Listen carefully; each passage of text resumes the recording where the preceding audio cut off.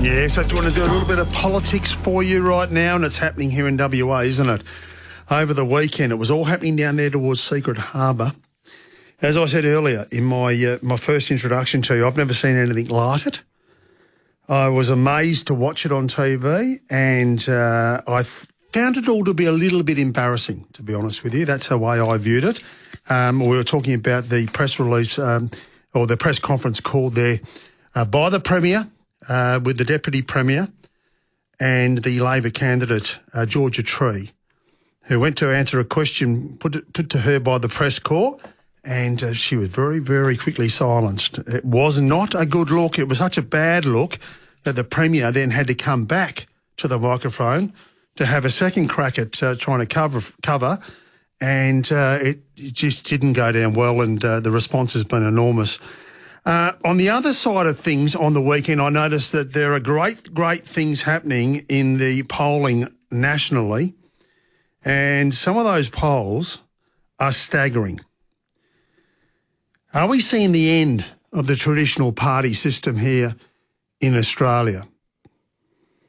We've only ever had really either Labor or Liberal as the two main political parties for such a long time here, and the Liberal and Nationals as a coalition, and then Labor and Greens basically as the other coalition. Well, the latest polling out federally from Redbridge yesterday has the Greens down 4% to 10%, Labor down another percent to 29%. The coalition, interestingly, have gone up 4% to 22%. But the big surprise, less than 2 years out from the federal election, less than a month away from a by-election here in WA, One Nation support is up 2% more to 31%. That's federally. 31%. They are on top of the tree when it comes to your popularity, according to the Redbridge poll, and their support is only getting greater. Let's find out more about what they're doing. They're obviously doing a hell of a lot right to get that support from the public. Joining us is Rod Caddies to find out more about what is One Nation up to and why are I'm saying the public, getting so far behind them. G'day, Rod. Yeah, how you doing, Russell? Mate, what a great response yesterday from the public to have you at 31% federally. This is now no longer a one-hit wonder or something that's happened over a short period of time. This is consistently polling and outpolling the two major parties and outpolling now federally all parties. Yeah, and that polling has been consistent over many months now. We've had nearly a third of the population polling that they're going to vote for One Nation. So this isn't just a little hiccup for the two major parties. This is a real cosmic shift in politics for Australia. And it says a lot about, I think, to me, Rod, that people are not happy. If people are continuously going one way, and that way is not one of the two major or former major parties which have always formed government here, people are saying they've had enough. Well, why wouldn't they? We only have to look at, where wages have got to and where housing prices are, just the cost of living, the conditions we have in this country now are terrible. Like, people are feeling the pinch all around the country. So they know it's not one party that's been responsible for that. They know that uni-party system of the tag team between Liberal and Labor has failed them, not just over the last few years, but over decades now. And how are you finding it on the ground? You've been campaigning now with your candidate there in Secret Harbour, which is Luke Hartigan. How are you finding it actually out there on the hustings? Oh, it's been incredible. It's been electric out there. I mean, it's been feeling a bit like after you've won the election, that, when people are clapping as we went into the pub and they're clapping as Luke came in. Wow. And say, hey, Luke, calling out to Luke, people screaming out from cars. You've seen it on the news twice now in the last few days of people just screaming from cars, yelling out, Luke, go, well done, One Nation. And, of course, every time that Pauline Hanson is here, your leader, she's selling out events and she's doing wonderful things also today, announcing a team for the state election coming up in Victoria. I think they announced about 8 candidates there this morning, including a lockout of the national broadcaster and the Guardian magazine. What do you think about that? Oh, I mean, Pauline has her own reasons for doing what she does. I do what I do over here, and I can't comment on whether she's locking out. She's not happy with the ABC and the Guardian, and she made that clear. So, Pauline is Pauline, and she'll continue to be vocal and honest and tell people what she thinks, and she doesn't think she's been getting a fair go from them to media identity, so she said, I don't want a part of them. And she's basically put a line in the sand and said, well, until I start to see something differently, that's how it's going to stay. Yeah, and I think that's the Australian way, mate, isn't it? If someone treats you badly, then, they don't get a look in. So, I guess I get treated well here, so it doesn't apply to me here. I've been getting treated pretty well by the media in a sense of not any sort of favouritism, that's for sure. However, if they're treating me respectfully and doing their job as good journalists and reporting independently and holding everyone to account, then I'm all for that. Now, one of the biggest hurdles for any smaller party, and I mean this not in a derogatory way, is infrastructure, and it's about having volunteers and having people on the ground. How are you going with that way? Mate, I think a lot of things have changed in One Nation, especially in WA here. I know I've been trying to run a pretty tight ship. We're getting very professional. I mean, we've already got, I won't tell you many, but we've got numerous, at least 10 per booth or on the booths every day for pre-polling for every day already filled up, and we've got many more waiting to be added to that. We're painting Secret Harbour orange. There's going to be an army of orange out there. And talking about the colour, orange, I did notice at that announcement for the Carnup train station, the Deputy Premier had orange on.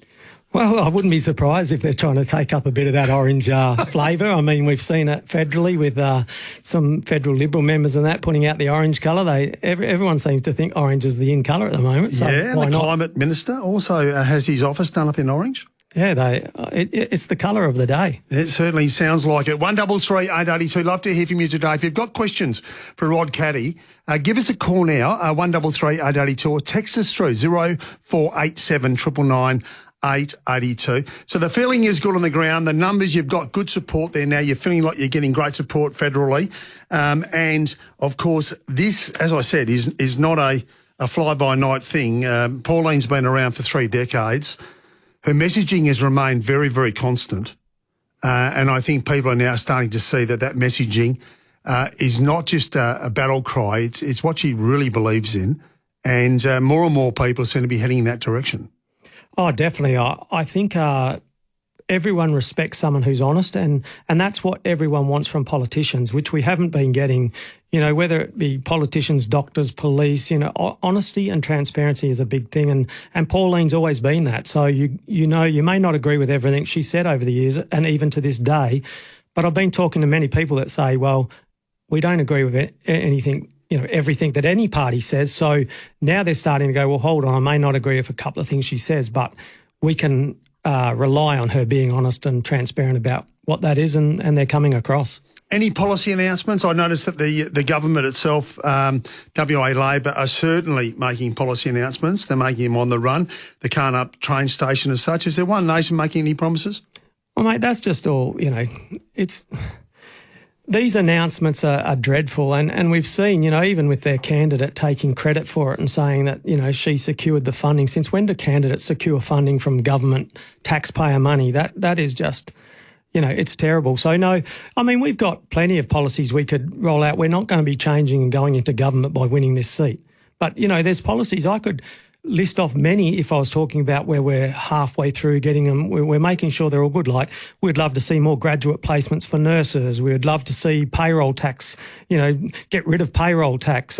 We could do that by dropping all the billions they're spending on net zero. So there's plenty of policies we have, but we're not going for government this by-election. Yeah, and just for the locals down there, your candidate, he's a local. Is he living in the electorate?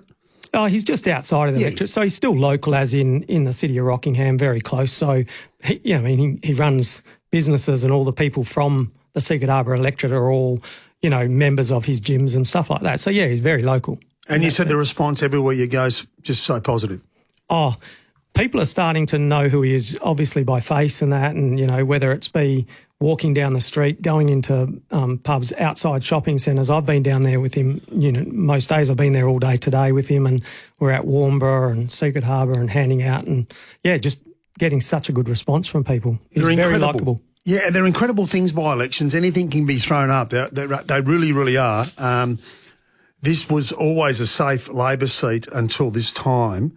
The minister, Paul Papali'i, give it away, and it was on grounds of health reasons for someone within his family, and he's got every right to do that. But all of a sudden, a safe seat can turn much quicker on a by-election than maybe in a state election. Well, and it can, because now people are realising, you had a guy who was probably a decent fella, people liked him, but you still have to see that Secret Harbour electorate had lacked. They had promises of police, train stations, police stations. The crime is out of control, I'm told, in Golden Bay. And, but you're seeing all this pork barrelling now. Well, what, all of a sudden, because there's a by-election, that all this money starts rolling out? Why weren't they rolling that out for the electorate when people, had been calling for it for the last decade? They've been in Parliament now 9 years. Yeah, and there was a big call of, as you would have noticed over the last couple of days here in WA, about the pork barrelling is what they're calling it in regard to the Carnup train station. 133 882. I want your questions to Rod. Give us a call, 133 882. You can text us 0487 999 882, but I'd rather you put your question directly to Rod himself. He's here. He's available to take questions. He's more than happy to chat to you about their candidate for the Secret Harbour by-election. That's Luke Hartigan. But we'll do that with your calls, 133 882. We're fairly speaking here on a Monday, 24 minutes past 5 o'clock. Lots of texts coming in, Rod. A lot of texts. I'll just go for one here. Hi, Rusty. I think that most of us have a relatively good idea of One Nation's federal direction and their policies. But how does Rod's party policies relate to state issues and actually differ from other parties? That's from Aileen.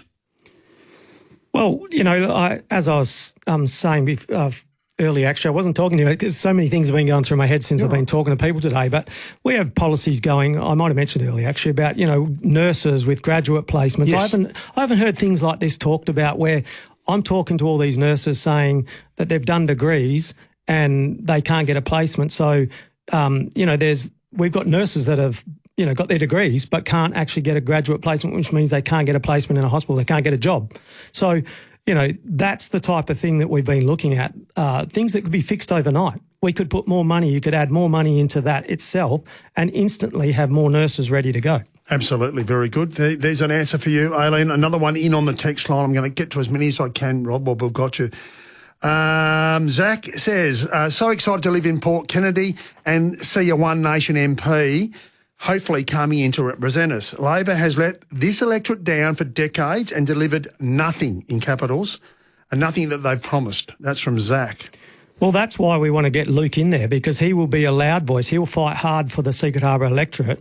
And, this pork barrelling will make sure, Luke will make sure that they deliver on all these promises, because they've continued, because it's a safe seat. They promised that train station 2013, 17, 21, 25. So you need someone in there that isn't going to take this seat for granted, that will fight hard, because that's what Luke will do. He will hold them accountable and make sure that they deliver to these promises. And the fact that they made this promise on the train station, the federal guys have to commit half the money, and they don't even have that funding secured yet. So there's a promise that they don't even have a funding secured for yet. What's that tell you? Almost a half promise. 133 882. Give us a call. In on the text line also. Hi, Rusty. I hope with One Nation's rise, this will make our state Labor government pull their socks up and be more accountable. Cheers, Kev. Well, can you imagine? This is a safe seat, been a safe seat for decades. Imagine if One Nation wins a safe seat off Labor. Imagine what that's going to do, not just for Secret Harbour electorate, but every safe seat for not just Labor, but Liberal, either party. If you're in a safe seat, this tells them that people have had enough. They're going to vote you out, so you better start looking after your community and doing what you say, and keeping up with your promises. Absolutely. Another one in from Cozzo in Basie. Hi, Rusty. Why are some people seemingly surprised at the rising popularity of One Nation? If the two major parties are so good, why are things in our great nation getting progressively worse, both economically and socially? Cozzo in Basie. Well, it's a legitimate question when we've got so much money coming in, especially in WA. The money's been flowing into this state now. Labor have been in there 9 years. They'll continue to blame parties that have come before them. I mean, they're hiding away some of the in their budget that we're going up in debt. The debt's going up a lot. In 2029, it's all of a sudden going to take off. And they said they came in 9 years ago on the basis of kicking the Liberals out because they had put us in this massive debt. Well, Labor are doing the same thing, so they're no different. There you go. That's straight from Rod Caddies, 133 882. You can join in. You can text us, 0487 999 882. In from Neil on the text line. Hi, Rusty. Good show. I'm an ex-Labor Party voter, but never again. I'm on the right now. Go, go, One Nation. That's from Neil. And there's about a half a dozen similar to that. Just saying, go One Nation, go Pauline. We need change. So there's about half a dozen. I'm just summing those up with one all at once. And this is an interesting one for you, Rod, because I know you were a pivotal player around this in the last state election. Regarding the by-election, hi, Rusty, I'll be interested to see if the WA Electoral Commission can do a better job than the state election and have enough staff and ballot papers ready for the Secret Harbour by-election. That's from Leo in Leederville. Yeah, well, I mean, it was a disgrace what happened there. They shopped that out to externally rather than doing it in the Electoral Commission. And the problem is I got told, in the review, they did a report on it and they had asked for more money to make sure it was done properly. And the Labor government turned them down. They didn't give them the money they needed. So it was never going to be a good election. We shouldn't have that happening in Western Australia or Australia. It was a terrible outcome and it could have been foreseen that was going to happen. So, yeah, that's all on the government. Thanks for your time today, Rod. You've been really good. You've been straightforward with us. We really do appreciate you coming in and sharing your views on behalf of the One Nation Party with us here at 6PR. Before I let you go, pre-polling starts 17th of August. Yes, yep. And election day is? 29th of August. 29th of August. Get ready to wear out those feet and keep doing what you do, and all the best. Good luck to you on the hustings. No worries, and just remember, your vote is your voice. Exactly right. Exactly right. Rod Caddies there from One Nation joining us here on Politically Speaking. Politically Speaking.